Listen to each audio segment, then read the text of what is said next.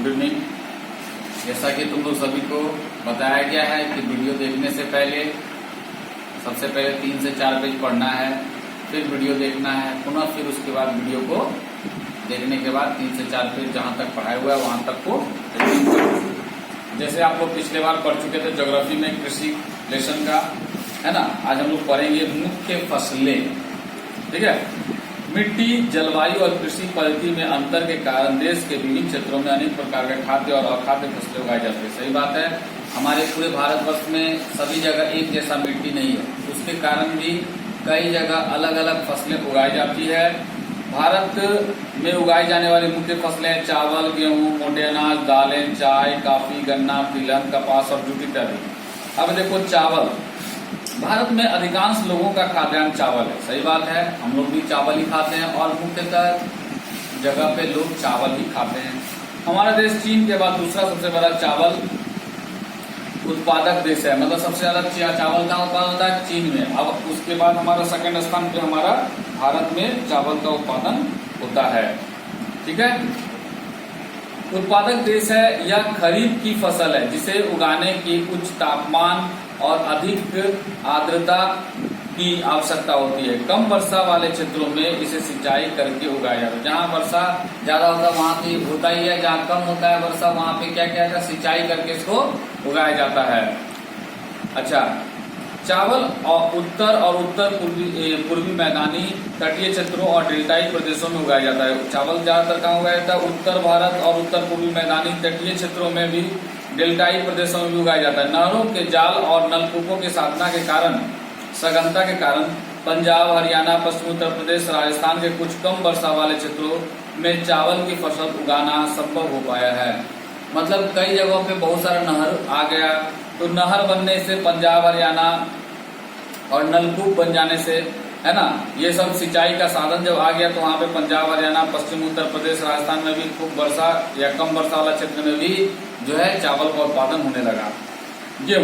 गेहूं भारत की दूसरी सबसे महत्वपूर्ण खाद्यान्न फसल है। सही बात है। चावल के बाद हमारे यहाँ गेहूं है, जिसका आटा बनाकर हम लोग खाते हैं, रोटी, जो देश के उत्तर और उत्तर पश्चिम भागों में पैदा की जाती है। रबी की फसल को उगाने के लिए शीत ऋतु और पकने के समय खिली धूप की आवश्यकता होती है। इसे उगाने के लिए समान रूप से वितरित 50 से 75 सेंटीमीटर वार्षिक वर्षा की आवश्यकता होती है। मतलब जहाँ ये फसल लगाएंगे वहाँ कम से कम इतना वर्षा होना चाहिए। ये देश में गेहूं उगाने वाले 2 मुख्य क्षेत्र हैं। उत्तर पश्चिम में गंगा सतलज का मैदान और दक्कन का काली मिट्टी वाला प्रदेश। पंजाब, हरियाणा, उत्तर प्रदेश, बिहार, राजस्थान और मध्य प्रदेश के कुछ भाग गेहूं पैदा करने वाला मुख्य राज्य है। बोल रहा है उत्तर पश्चिम में गंगा सतलज का मैदान, दक्कन का काली मिट्टी वाला प्रदेश, पंजाब, हरियाणा, उत्तर प्रदेश, बिहार, राजस्थान और मध्य प्रदेश कुछ भाग ऐसे हैं जहाँ गेहूं पैदा होता है। मोटे अनाज, ज्वार, बाजरा और रागी। ज्वार, बाजरा और रागी। रागी किसको कहते हैं आप लोग शायद जानते होंगे, मड़ुआ जिसको हम लोग अपने भाषा में कहते हैं उसका नाम है रागी। भारत में उगाए जाने वाले मुख्य मोटे अनाज हैं क्या, ज्वार, बाजरा और रागी। यद्यपि इन्हें मोटा अनाज कहा जाता है परंतु इसका पोषक तत्व की मात्रा अत्यधिक होता है। भले ये मोटा अनाज कहलाता है लेकिन इसमें पोषक तत्व बहुत ज्यादा होता है। उदाहरण, रागी में प्रचुर मात्रा में लोहा है। रागी जो हम लोग खाते हैं यानी मड़ुआ, उसमें सबसे ज्यादा मात्रा में लोहा है, कैल्शियम है, सूक्ष्म पोषक तत्व है, भूसी मिलती है इसमें। क्षेत्रफल और उत्पादन की दृष्टि से ज्वार देश की तीसरी महत्वपूर्ण खाद्यान्न फसल है। ज्वार जो है हमारे देश का सबसे ज्यादा तीसरा स्थान पे खाद्यान्न फसल पे आता है। यह फसल वर्षा पर निर्भर होती है। अधिकतर आर्द्र क्षेत्रों में उगाए जाने के कारण इसके लिए सिंचाई की आवश्यकता नहीं होती। महाराष्ट्र राज्य इस फसल का सबसे बड़ा उत्पादक है। महाराष्ट्र राज्य में सबसे ज्यादा ज्वार होता है। उसके बाद कर्नाटक, आंध्र प्रदेश और मध्य प्रदेश इनके अन्य मुख्य उत्पादक राज्य है। ठीक है। अब बाजरा, यह बलुआ और उथली काली मिट्टी पर उगाया जाता है। यह कहाँ उगता है, बलुआ मिट्टी पर रहेगा, उथली काली मिट्टी रहेगा, वहां उगेगा कौन, बाजरा। राजस्थान बाजरा का सबसे बड़ा उत्पादक राज्य है। उत्तर प्रदेश, महाराष्ट्र, गुजरात, हरियाणा इसके अन्य मुख्य उत्पादक राज्य है। रागी शुष्क प्रदेशों की फसल है। रागी क्या है, शुष्क प्रदेश है, मतलब ज्यादा पानी न हो, और यह लाल, काली, बालुआ, दोमट और उथली काली मिट्टी पर अच्छी तरह उगाई जाती है। कर्नाटक रागी का सबसे बड़ा उत्पादक राज्य है। कर्नाटक में सबसे ज्यादा रागी होता है और इसके बाद तमिलनाडु दूसरा प्रमुख उत्पादक राज्य है। इन राज्यों के अलावा हिमाचल प्रदेश, उत्तरांचल, सिक्किम, झारखंड और अरुणाचल प्रदेश में रागी महत्वपूर्ण फसल है। मतलब ये सब राज्यों में भी रागी उत्पादन होता है। मक्का, अभी मक्का का सीजन है, तुम लोग खाते भी होगे। यह एक ऐसी फसल है जो खाद्यान्न व चारा दोनों रूप में प्रयोग होता है, मतलब खाद्यान्न मतलब खाने के लिए और चारा के रूप में भी इसका प्रयोग होता है। यह एक खरीफ फसल है जो 21 डिग्री सेल्सियस 27 डिग्री सेल्सियस तापमान, मतलब 21 डिग्री सेल्सियस से 27 डिग्री सेल्सियस तापमान में और पुरानी जलोढ़ मिट्टी पर अच्छी प्रकार से उगाई जाती है। बिहार जैसे कुछ राज्यों में मक्का रबी की ऋतु में भी उगाई जाती है। आधुनिक प्रौद्योगिकी निवेशों में जैसे उच्च पैदावार देने वाले बीजों, उर्वरकों और सिंचाई के उपयोग से मक्का का उत्पादन बढ़ा है। कर्नाटक, उत्तर प्रदेश, बिहार, आंध्र प्रदेश और मध्य प्रदेश मक्का के रूप में उत्पादक राज्य, मतलब अभी हाइब्रिड बीज आ जाने के चलते जो है मकई का उत्पादक और भी ज्यादा बढ़ा है। दालें, भारत विश्व में दालों का सबसे बड़ा उत्पादक है। भारत विश्व में सबसे ज्यादा दाल उत्पादन करता है तथा उपभोक्ता देश है और यहाँ पे लोग इसको खाते हैं ज्यादा। शाकाहारी खाने में दालें सबसे अधिक प्रोटीनदायक होती है, मतलब हम लोग मुर्गा, मीट, मांस, मछली खाते तो क्या मिलता है हमको? प्रोटीन। ठीक उसी ढंग से अगर शाकाहारी भोजन में जो ये सब चीज नहीं खाते हैं, मांसाहारी, तो उनको प्रोटीन कहाँ से मिलता है? दालों से। तूर यानी जिसको अरहर कहते हैं, उड़द, मूंग, मसूर, मटर और चना भारत की मुख्य दलहनी फसलें हैं। क्या आप बता सकते हैं कि इनमें से कौन सी दालें खरीफ में और कौन सी दालें रबी में उगाई जाती है ना? अच्छा, खरीफ में और कौन सी दालें रबी में उगाई जाती है? दालों को कम नमी की आवश्यकता होती है, दालों को नमी की आवश्यकता कम होती है और इन्हें शुष्क परिस्थितियों में उगाया जा सकता है। फलीदार फसलें होने के नाते अरहर को छोड़कर अन्य सभी दालें वायु से नाइट्रोजन लेकर भूमि की उर्वरता को बनाए रखती है। जितनी भी दालें हैं उसमें अरहर का दाल को छोड़कर अगर देखा जाए तो सब नाइट्रोजन लेकर क्या करता है? भूमि की उर्वरता को बनाए रखता है। अतः इन फसलों को आमतौर पर अन्य फसलों के आवर्तन में बोया जाता है, मतलब रोटेटिंग किया जाता है। जैसे मान लो कि धान हुआ तो फिर चावल हो जाने के बाद दाल लगा दिया, दाल लगाने के बाद गेहूं लगा दिया। इससे क्या हुआ? भूमि का उर्वरता बनाए रखा, मतलब उससे भूमि की उर्वरता खत्म नहीं हुई, बनी रही। भारत में मध्य प्रदेश, उत्तर प्रदेश, राजस्थान, महाराष्ट्र और कर्नाटक दाल के मुख्य उत्पादक राज्य है। भारत में ज्यादा मुख्य उत्पादक राज्य दाल का कौन सा है? तो मध्य प्रदेश, उत्तर प्रदेश, राजस्थान, महाराष्ट्र, कर्नाटक। ठीक है।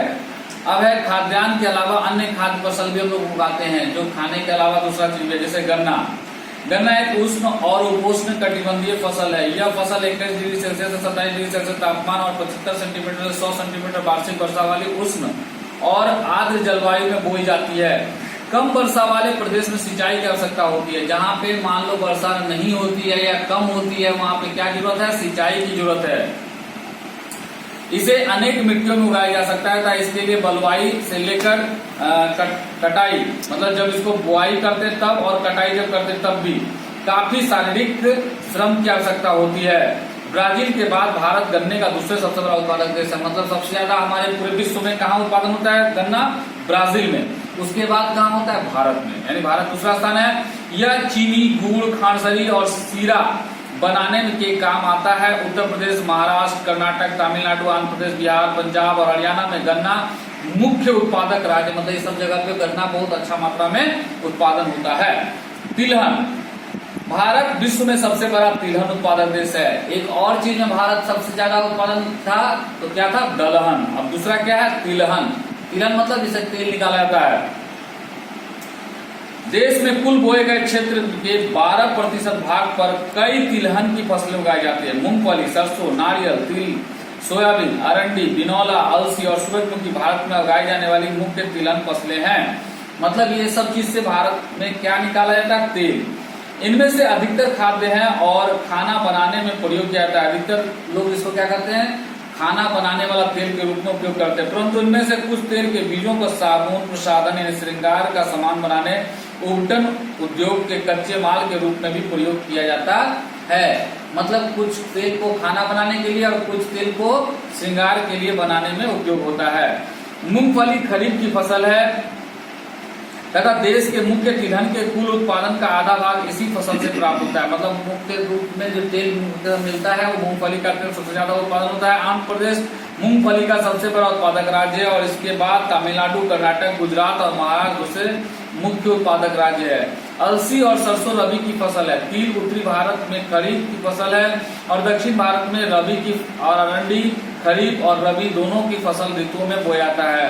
मतलब हमारे यहाँ तिलहन का जो फसल है वो रबी में भी होता है और खरीफ में भी होता है। अब बोल रहा है चाय की खेती रोपण कृषि का एक उदाहरण है। रोपण कृषि मतलब जिसको हम लोग काट के बोकर रोपते हैं वो है। यह एक यानी बगीचा के रूप में यह एक महत्वपूर्ण पेय पदार्थ है, फसल है जिसे शुरुआत में अंग्रेज भारत में लाए थे। आज अधिकतर चाय बागानों के मालिक भारतीय हैं। चाय का पौधा उष्ण और उपोष्ण कटिबंधीय जलवायु, ह्यूमस और जीवाश्म युक्त गहरी मिट्टी तथा सुगम जल निकास वाले ढलवां क्षेत्र में भली भांति उगाया जाता है। मतलब जहाँ ढालू रहे, पानी इसके जड़ में जमा हुआ नहीं रहना चाहिए, नहीं तो ये पौधा खराब हो जाएगा। चाय की झाड़ियों को उगाने के लिए वर्ष भर पोषण, नम और पाला रहित जलवायु की आवश्यकता होती है। मतलब पाला भी नहीं पड़ना चाहिए, नहीं तो इसका पत्ता खराब हो जाएगा। वर्ष भर समान रूप से होने वाली वर्षा की बौछार इसके कोमल पत्तियों के विकास में सहायक होता है। अगर हमेशा बारिश हल्का फुल्का होते रहे तो क्या होगा, इसका पत्ता धीरे धीरे हमेशा निकलते रहेगा। चाय एक श्रम सघन उद्योग है, मतलब ज्यादा श्रमिक की जरूरत होता है वैसा उद्योग है। इसके लिए प्रचुर मात्रा में सस्ता और कुशल श्रम चाहिए। इसकी ताजगी बनाए रखने के लिए चाय की पत्तियां बागान में ही संसाधित किया गया। मतलब चाय का पत्ती का कारखाना जो बनाने का है वो चाय के बागान में ही बना रहता है। चाय के मुख्य उत्पादक क्षेत्रों में असम, पश्चिम बंगाल और दार्जिलिंग और जलपाईगुड़ी जिलों की पहाड़ियों, तमिलनाडु और केरल में है। इनके अलावा हिमाचल प्रदेश, उत्तरांचल, मेघालय, आंध्र प्रदेश और त्रिपुरा आदि राज्यों में भी चाय उगाई जाती है। भारत विश्व की अग्रणी चाय उत्पादक है और निर्यातक देश है। भारत में चाय जो है सबसे आगे है चाय उत्पादन में।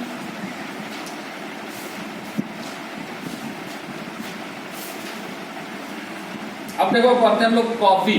भारत विश्व का लगभग 4% कॉफी उत्पादन करता है। मतलब हमारे देश में जो हमारा देश जो है वो विश्व का लगभग 4% कॉफी उत्पादन करता है। भारतीय कॉफी अपनी गुणवत्ता के लिए विश्व विख्यात है। हमारा कॉफी सबसे अच्छा है इसलिए विश्व में विख्यात। हमारे देश में अरेबिका किस्म की कॉफी पैदा होती है। हमारे देश में जो कॉफी पैदा होती है वो किस किस्म का होता है, अरेबिका, जो आरंभ में यमन से लाई गई थी। कहां से लाई गई थी, यमन देश, है ना। इस किस्म की कॉफी की विश्व भर में अधिक मांग है। इस किस्म की कॉफी का विश्व में सबसे ज्यादा मांग है। इसकी कृषि की शुरुआत बाबा बुदन पहाड़ियों से उगाई गई थी। सबसे पहले कहाँ उगाई गई थी इसको, बाबा बुदन की पहाड़ियों में। आज भी इसकी एक खेती नीलगिरी की पहाड़ियों के आसपास कर्नाटक, केरल, तमिलनाडु में की जाती है। क्या चीज का, कॉफी का खेती। अब है बागवानी फसलें। भारत विश्व में सबसे अधिक फलों और सब्जियों का उत्पादन करता है। भारत उष्ण और शीतोष्ण कटिबंधीय दोनों ही प्रकार के फलों का उत्पादक है। भारतीय फलों जिनमें महाराष्ट्र, आंध्र प्रदेश, उत्तर प्रदेश और पश्चिम बंगाल के आम, नागपुर और चेरापूंजी के संतरे, केरल, मिजोरम, महाराष्ट्र और तमिलनाडु के केले, उत्तर प्रदेश और बिहार की लीची, मेघालय के अनानास, आंध्र प्रदेश और महाराष्ट्र के अंगूर तथा हिमाचल प्रदेश और जम्मू और कश्मीर के सेब, नाशपाती, खुबानी और अखरोट की विश्व भर में बहुत मांग है। मतलब हमारे यहाँ जम्मू कश्मीर में और हिमाचल प्रदेश में, उत्तर प्रदेश में, केरल, मिजोरम, महाराष्ट्र, तमिलनाडु सब में जो है बहुत सारा बगीचा वाला काम होता है। जैसे तुम्हारा आम, लीची है ना, उसके बाद संतरा, फिर उसके अनानास। इसके साथ साथ हमारे यहाँ कुछ हिमाचल प्रदेश, कश्मीर में सेब होता है, नाशपाती होता है, खुबानी होता है, अखरोट होता है। ये सब विश्व भर में बहुत ज्यादा इसका डिमांड है। भारत में विश्व का लगभग 13% सब्जियों का उत्पादन करता है। भारत का मटर, फूल गोभी, प्याज, बंदा गोभी, टमाटर, बैगन और आलू उत्पादन में प्रमुख स्थान है। मतलब हमारे यहाँ ये सब चीज का बहुत ज्यादा उत्पादन होता है। आगे है अखाद्य फसल, उसको हम लोग अगले दिन पढ़ेंगे, यानी अगले हफ्ता। आज हम लोग यहीं तक पढ़ेंगे।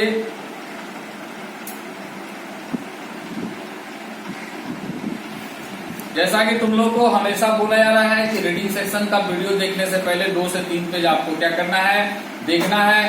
देखने के बाद पुनः आपको वीडियो देखना है और फिर उसका रीडिंग करना है। और साथ ही साथ प्रत्येक दिन माँ पिताजी को प्रणाम भी करना है रिस्पेक्ट के साथ। अभी कोरोना बहुत ज्यादा फैला हुआ है, कोशिश करना है जितना हो सके तो काम हो तभी बाहर जाएं, अदरवाइज घर में रहकर पढ़ें, है ना। और गर्म पानी का सेवन जरूर करें। Okay, bye.